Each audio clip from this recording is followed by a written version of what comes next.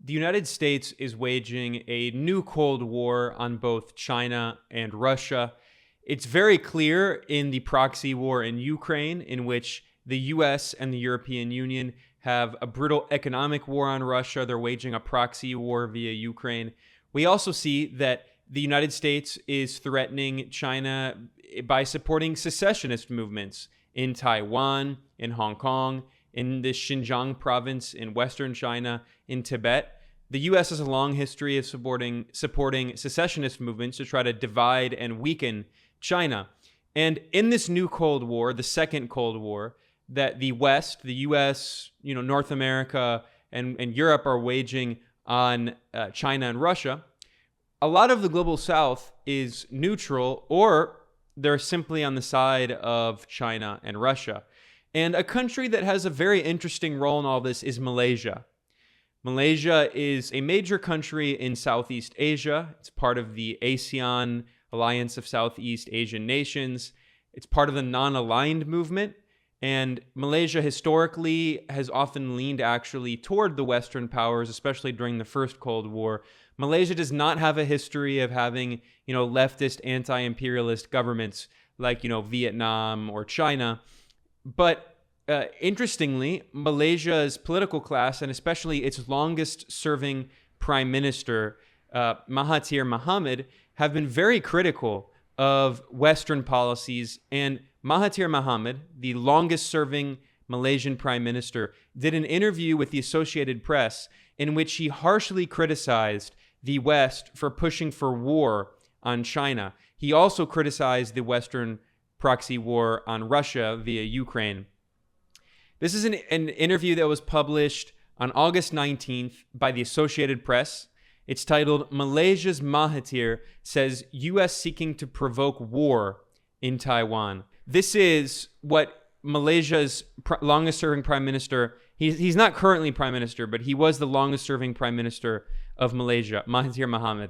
The Associated Press writes that former Malaysian Prime Minister Mahathir Mohamad accused the U.S. of trying to provoke a war in Taiwan. He warned that the U.S. was antagonizing China through recent visits to Taiwan by House Speaker Nancy Pelosi and others. And then Mahathir Mohamad said, quote, "China has allowed Taiwan to remain by itself. No problem. They didn't invade. If they wanted to invade, they could have invaded. They didn't. But America is provoking them so that there can be a war, so that the Chinese will make the mistake of trying to occupy Taiwan," said Mahathir, who's now 97 years old. And then he continued, he said, "Then there is an excuse for the U.S. to help Taiwan, even fight against China, and sell a lot of arms to Taiwan." So he's saying that the U.S. military-industrial complex wants to profit off of a war with China via Taiwan, selling weapons and military technology. And then I skipped down in this interview. He talked about corruption in local politics. And then here it returns to discussion of international politics. Mahathir described U.S. President Joe Biden as an ineffective leader. And he criticized Biden, saying he's very anti-Islam. He allows Israel to commit all kinds of crimes, genocide, and he does nothing. He supports them. And Mahathir also criticized the European Union over the proxy war in Ukraine. He said, quote, "What NATO is doing, the EU is doing, is to provoke some more and asking the Ukrainians to fight. They promised to accept Ukraine into NATO, but they didn't." So I want to stress this point. This man here, Mahathir Mohamad, he is not a leftist. He's not an anti-imperialist. In fact, for many decades, Malaysia has had a series of conservative prime ministers. Mahathir Mohamad himself has had some conservative social and cultural policies. I'm not praising him as some kind of model leader, but I think that his views on politics and economics, as I'll come to in a second, reflect ideas that are very common across the global South. He's very critical of Western imperialism. He's very critical of the legacy of colonialism. And as I'll show later in this analysis, he also is very critical of Western neoliberal capitalist economics. He's not a socialist, but he recognizes the exploitation, the inherent exploitative nature of the capitalist system, and how Western colonialist powers have used capitalism and free markets to exploit countries across the global south. So even though he's not a socialist, even though he has some conservative views, he actually, I think, he has a very interesting and sophisticated criticism of Western imperialism. And I think this is a perspective that is shared across the global south among many countries, even among leaders who are not as very ideological, like revolutionary leaders in countries like, Cuba, Venezuela, Nicaragua, Vietnam, Laos, China, Zimbabwe, Angola. He represents, I think, a lot of nationalist leaders in the global south. He's against colonialism. He wants to develop his country. He also has an idea of, Islamic welfare support, Islamic democracy. So I think his views are really interesting to understand how a lot of leaders in the global south are not on board with the Western Cold War on China and Russia. They're very critical of the US and Europe for pushing for constant war. And I should point out, by the way, that when he was Prime Minister of Malaysia for 2 decades, Mahathir actually was not very pro-China. And I think that's another reason that he can be seen as a more neutral figure and speaking more objectively. He took some actions actually against China when he was Prime Minister. Now, there are other people in Malaysian politics who are extremely anti-China. He doesn't represent like the anti-China wing, but I would not in any way call him pro-China. He objectively, I think, can speak about what a lot of people in the global south are thinking and seeing in this international crisis, this international proxy conflict between the West and China and Russia. This is an interview that he did in 2019 with a media outlet called The Star, and it says, Mahathir, we can learn a lot from China. I'm not going to play the audio because it has music and I don't want to have an issue with like copyright infringement. So I'm just going to go through and read the subtitles of some of the comments he made in this interview.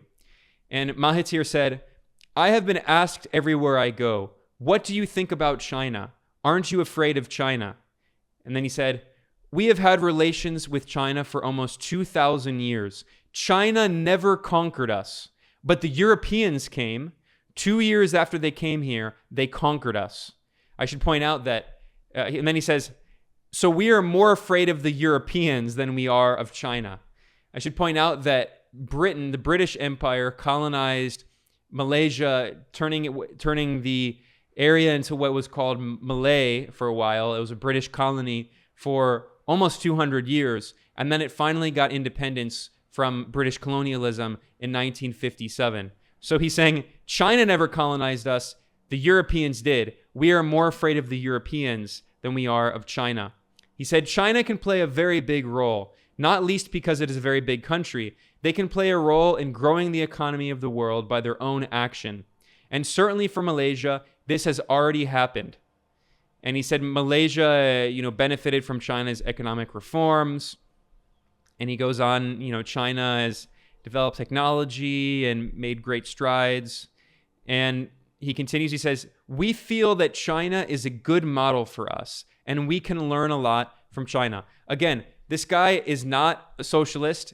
He's in some ways conservative, although it doesn't really map exactly the same way of like, Western conservatism, because his economic views are in some ways more progressive. On cultural and issues, he's sometimes a little more conservative. But as I'll show in a second, his economic views are not at all in alignment with, Western right-wingers. He said, long ago, I had advocated the revival of the Silk Road. That is the land route from China right up to Europe. But what Mr. Xi Jinping said is that besides the Silk Road, he is also taking into consideration the Sea Route. Of course, Xi Jinping is the Chinese president. And the Sea Route is very important. The Silk Road is by land, and of course, it is faster. But the Sea Route is capable of carrying bigger quantities using bigger ships, and that will facilitate trade between East and West. In the promotion of relations between countries, the distance as well as the speed of travel is very important. With this scheme, I'm quite sure more ships will be passing near Malaysia and Southeast Asian countries, and therefore it will increase trade between Southeast Asia and China. And then he continues talking. So anyway, I think this, once again, is really interesting because it shows the view of a lot of leaders in the global south who might be kind of neutral in the new Cold War. They don't necessarily have an ideological commitment to one side, but they can clearly see that the West colonized them and imposed brutal policies of capitalist exploitation on them. So they're often much more sympathetic to China. And we see this also in a very interesting interview that was done back in 2001 with PBS, the US state media outlet. This was a fascinating interview done with Malaysia's Prime Minister Mahathir. And again, this is PBS, completely mainstream US media. And it shows that the myth that neoliberal free market capitalist policies led to economic growth in Asia is false.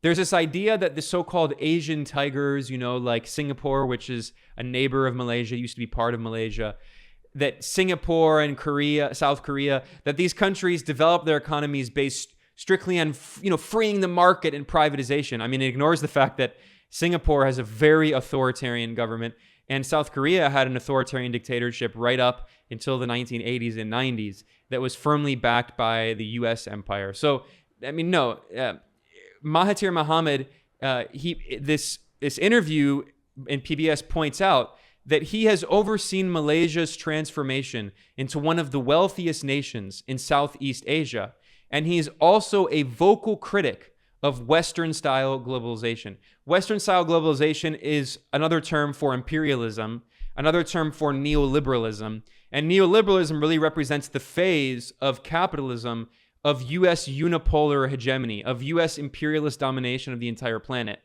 in which Wall Street ruled the entire world and Wall Street planned the global economy. As the economist Michael Hudson often says, the U.S. is one of the most centrally planned economies in the world, but it's not planned by the state.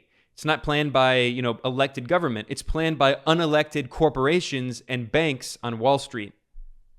So this is a very fascinating interview that shows some of the economic views of Mahathir, who, although, again, he has some conservative political views on economics, he's actually very progressive and has a sophisticated critique of imperialism and capitalism and neoliberalism. So this interview, again, from 2001, the interviewer from PBS begins saying that back at the end of the first Cold War, you said that capitalism was capitalism with a big C, not democracy. So Mahathir had made comments criticizing capitalism for being anti-democratic. And here Mahathir, again, he's not a socialist. He's a kind of, Islamic welfare state promoting, in some ways conservative, but in other ways kind of social democratic figure economically. It doesn't neatly fit on these lines of being a socialist or whatever you want to call his ideology. But again, listen to what he has to say. Once communism was defeated, at the end of the first Cold War, of course, then capitalism could expand and show its true self. It's no longer constrained by the need to be nice, so that people will choose their so-called free market system as opposed to the centrally planned system. So because of that, nowadays, there is nothing to restrain capital, and capital is demanding that it should be able to go anywhere and do whatever it likes. And the interviewer said, You also said that capitalism can be linked to the new imperialism. Instead of bombs, instead of nuclear warheads, capital is the new weapon. Can you tell us what you mean by that? And Mahathir responded, in the old days, you needed to conquer a country with military force, and then you could control that country. Today, it's not necessary at all. You can destabilize a country, make it poor, and then make it request help. And in exchange for the help that is given, you gain control over the policies of the country. And when you gain control over the policies of a country, effectively, you have colonized that country. So again, a very sophisticated critique of capitalism and imperialism and neoliberalism from this Malaysian politician. Honestly, this speech could sound like it was from Hugo Chavez, an open socialist. It shows that, this at the beginning of this interview, PBS praised Mahathir for overseeing Malaysia's transformation into one of the wealthiest nations in Southeast Asia. The idea that Southeast and East Asia developed economically and became these massive economic powerhouses with neoliberal economics, just privatizing everything and letting the free market reign supreme and corporations control everything, it's false. It's not true. It's a lie. It is Western neoliberal propaganda that is spread to convince everyone that capitalism, after hundreds of years of capitalist colonial genocide and exploitation, is responsible for creation of wealth. No.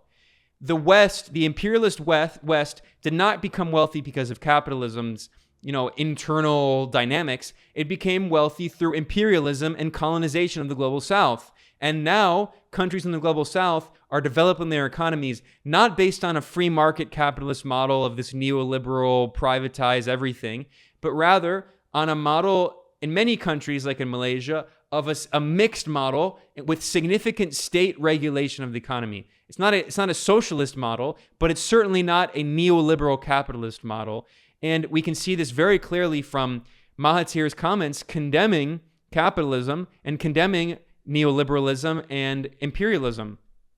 So this interview continues and says, Friedrich von Hayek, Milton Friedman, and others would say that free markets work. These are, of course, the neoliberal, libertarian, right-wing free market economists who also strongly supported imperialism and, also whitewashed fascism and loved Pinochet and influenced the fascist U.S.-installed Chilean dictator Pinochet. So anyway, and then the interviewer says, free market should be left alone to rule the world and prosperity would follow.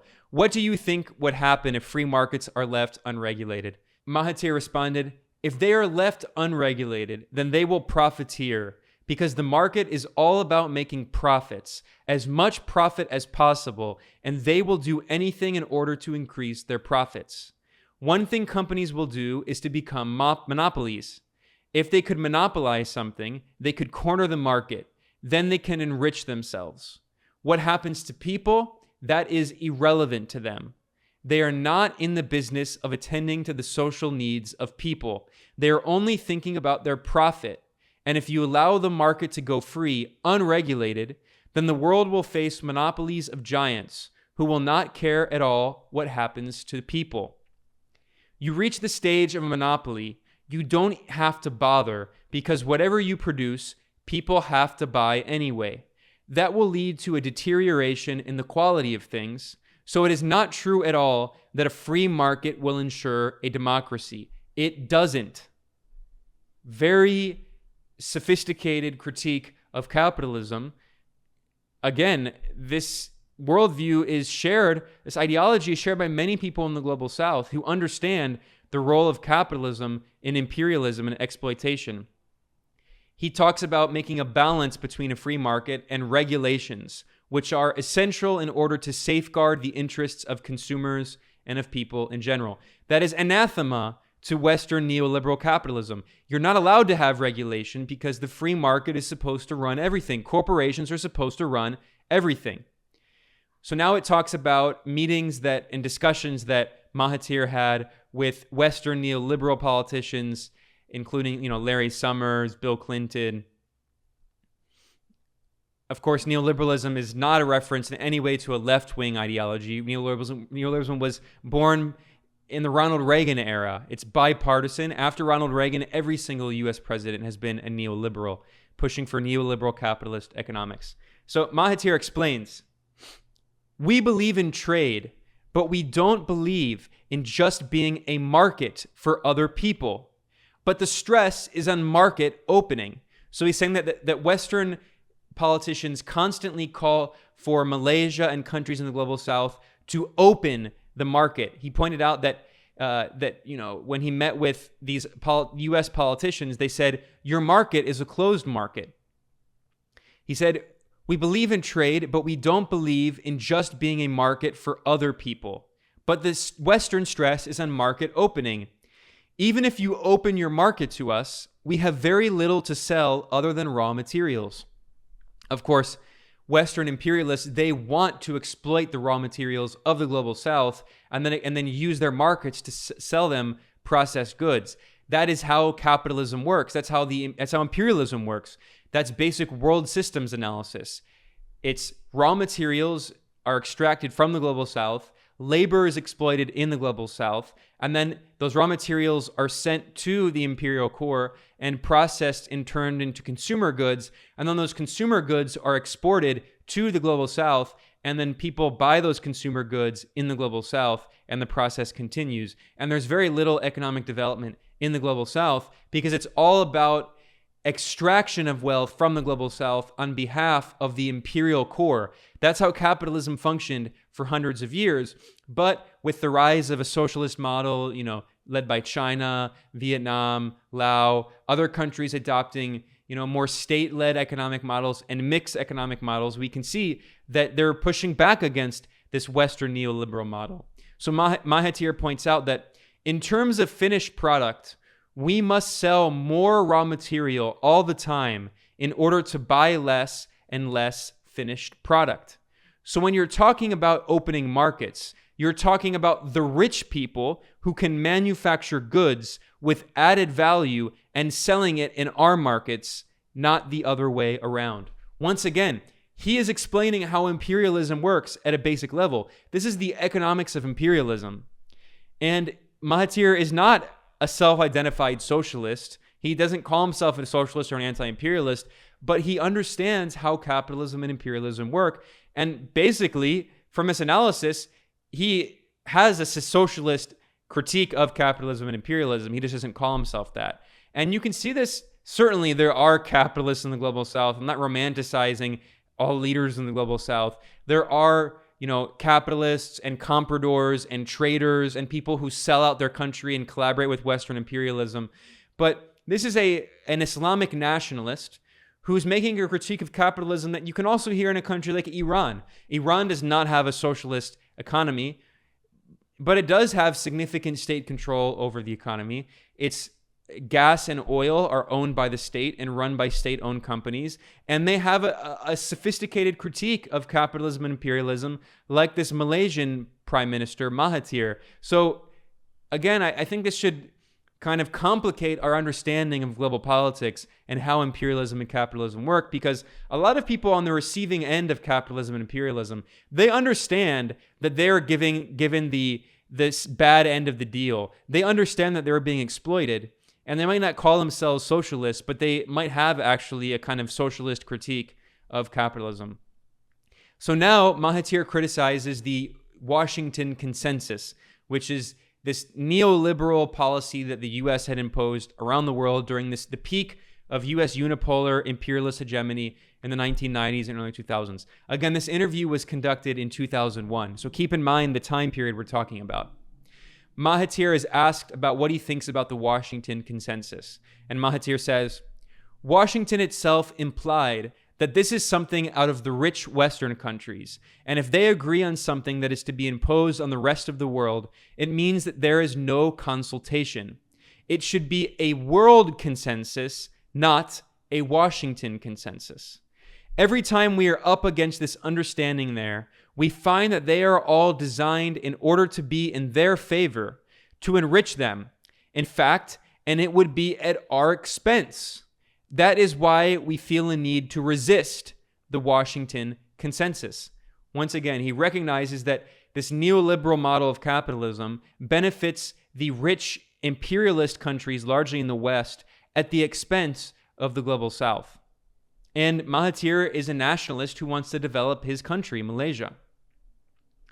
So the interviewer continues, let's talk more about the Washington Consensus and the American desire for Asia to open her markets.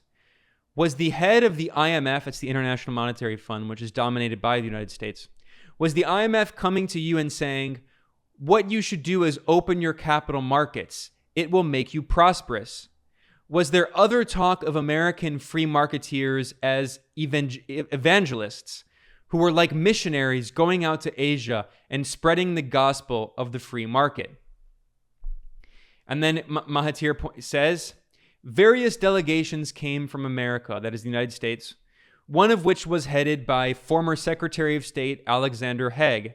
and they were insisting that we allow American banks to operate as national banks in this country, in Malaysia. We pointed out that if they come in, their size would smother the Malaysian banks.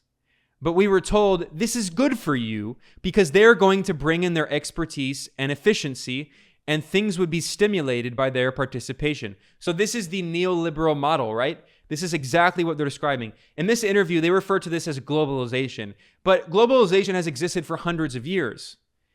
European colonialists did not invent globalization. There was trade between countries around the world for hundreds of years, for thousands of years. And look at the first Silk Road, the original Silk Road. That was a different kind of globalization. Globalization does not mean the same thing as neoliberalism. But of course, this interview was done in 2001. And since the overthrow of the Soviet Union and the socialist bloc in 1991, since the end of the First Cold War, globalization has basically meant neoliberalism and imperialism. And people today, when they talk about globalization, they're just actually referring to neoliberal globalization and imperialism. And when people talk about so-called globalism, I mean, there are right-wingers and conservatives who, when they say globalism, they're basically just, it's a conspiracy theory for like Jews or what, some anti-Semitic thing, or like the Illuminati or whatever. No, there's no such thing as globalism. It's called imperialism.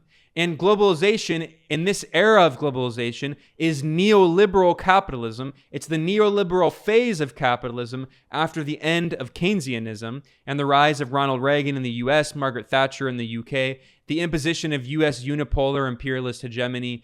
When they're talking about globalization, that's what we're specifically talking about. And here you can see very clearly that Mahathir understands that neoliberal globalization is all about forcing Western capital on countries in the global south to destroy the economic sovereignty of countries in the global south, to destroy local national industry, to destroy small businesses and local industry, and allow large corporations from the West to control the entire world.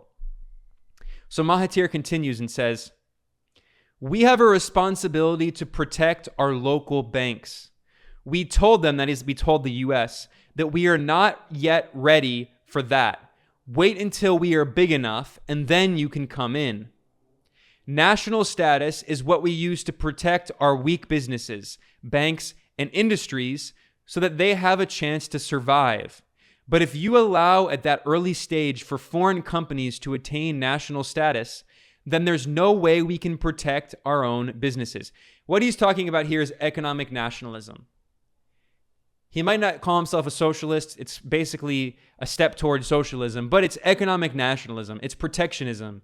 It's saying that we do not simply allow capital to control our countries. We do not have this free market capitalist model. And this is how Malaysia developed itself economically. It was not from freeing the market. It was the exact opposite. It was regulating the market. It was preventing Western corporations from destroying local industry to develop national industry in Malaysia in order to develop wealth in Malaysia.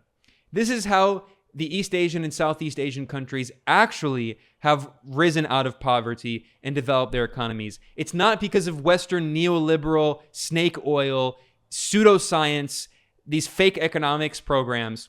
That's not actually how a country develops. Neoliberalism is the phase of capitalism of US unipolar hegemony, and it's all about exploiting countries in the global south on behalf of Western finance capital at the expense of their own national interest. And this Malaysian leader, the longest-serving Prime Minister of Malaysia, Mahathir Mohamad, he recognizes that. So the interviewer from PBS continues and he says, "When you had people saying you should let in the Western banks, how did you feel?" It's all about feelings. How did you feel? Did you feel that this was wrong for Malaysia, that it was imperialistic? And Mahathir responds, "We had just attained independence not so very long ago. Malaysia was colonized again by Britain for nearly 200 years. It obtained independence from British colonialism in 1957. So this interview was done in 2001, less than 50 years after independence from British colonialism. So here, Mahathir recognizes, he understands how neocolonialism functions. He said, "We had just attained independence not so very long ago, and to us, independence means the right to rule our country in our own way and to be entrusted with the national policies. But what they are saying, he's saying Western neoliberals, but what they are saying is that it is not good to be independent. You should open up and let everybody in and let them do what they like. We feel that that is not right. It always reminds me of the banana republics in Central America, where the power of the estate owners, that is the landowners, the big corporations, exceeded the power of the president. They were actually able to manipulate politics and put in a president who is favored by them. We don't want that to happen here. So again, this is a critique of neocolonialism, understanding that just being independent on paper, having political independence from European colonialism is not enough. They also need economic independence, and allowing Western banks and corporations to dominate your local industry and destroy your local industry is not independence, that's neocolonialism. So he continued. This is the interviewer speaking here. Now, with the updating or the transformation of the old Bretton Woods institution, the GATT, into the WTO, the World Trade Organization, the GATT, the GATT stands for the General Agreement on Tariffs and Trade. It goes back to 1947 and the creation of the Bretton Woods system. There are the so-called new rules of the game, and they're talking about the World Trade Organization here, and basically it is neoliberalism. What was your perception of this changing nature of the WTO and whose interest it served? And Mahathir responds, the new rules of the game actually implies moving the goalposts further and further away from us. This is what is meant by new rules. As soon as you show an ability to cope with the rules, they change the rules. Then you have to begin all over again, and you are constantly being destabilized. So he's saying that the countries in the global south that finally were able to adapt to this economic financial system around the world, and they were able to finally develop their economies, well, U.S. imperialism changes the rules in order to exploit countries in the global south because it doesn't want them to develop. It's not, capitalism is not about development. It's about extraction of surplus value and profits. As Mahathir pointed out at the beginning of this interview, he recognized very clearly capitalism is about profits. And after the overthrow of communism, capitalism could expand and show its true self. It's no longer constrained by the need to be nice so that people will choose their so-called free market system as opposed to the centrally planned system. Because of that, nowadays there is nothing to restrain capital, and capital is demanding that it should be able to go anywhere that it likes. This is him once again recognizing that now that these countries are able to develop themselves, they change the rules of the game. They move the goalposts. Now, if we can change the rules, then they would feel the same thing. But we are not allowed to change the rules. He's saying the global south is not allowed to change the rules. We have to follow the rules as they keep on changing. And he's saying that the Western imperialist powers are the ones changing the economic rules. As they change, we have to accept them. And that is very destabilizing, very difficult for us to deal with. When we could hardly deal with the old rules, now we are faced with new rules. And then the interviewer says, who are the people making the rules? And Mahathir says, they seem to be coming out of the rich countries of the West mainly. So there you go. This is when the US government talks about the rules-based order. These are the rules they're talking about. The rules-based order means the United States makes the rules and orders everyone around. It means Wall Street, the capitalists on Wall Street, the big corporations and big banks in the US, in New York and London, in Europe, Washington and Brussels, they make the rules and they order everyone around. And here, this Malaysian Prime Minister Mahathir recognizes that. And then the interviewer continues, developing countries at the last WTO meeting went to the big powers and asked for certain rights, and they were stonewalled. How does that make you feel? Mahathir says, it makes me feel very bad. When developing countries, which is another term, a euphemism for formerly colonized countries, overexploited countries, countries that were overly exploited by capitalism. When they go to the World Trade Organization and register their protest over things, they should be heard. Their views should be considered by the rich countries. It would not do for the rich merely to dismiss the poor countries because they are weak, because they are in no position to do anything. That, I think, is very unfair and very undemocratic. We thought about democracy. We have to be democratic in each country, but there is no democracy at all in the management of affairs between nations. It is always the right of the mighty which prevails over the weak, and that is very primitive. So, a very sophisticated critique of imperialism and how the West talks about the rules-based order, but actually it's just the rule of the jungle. It's might makes right. The mighty prevails over the weak. And as Mahathir says, that is a primitive system.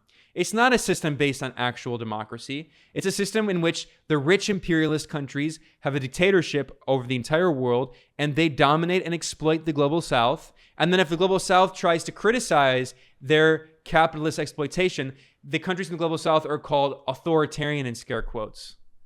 They're called primitive, ironically, with this racist narrative, when in fact, as Mahathir says, it's the Western imperialist system which is actually primitive.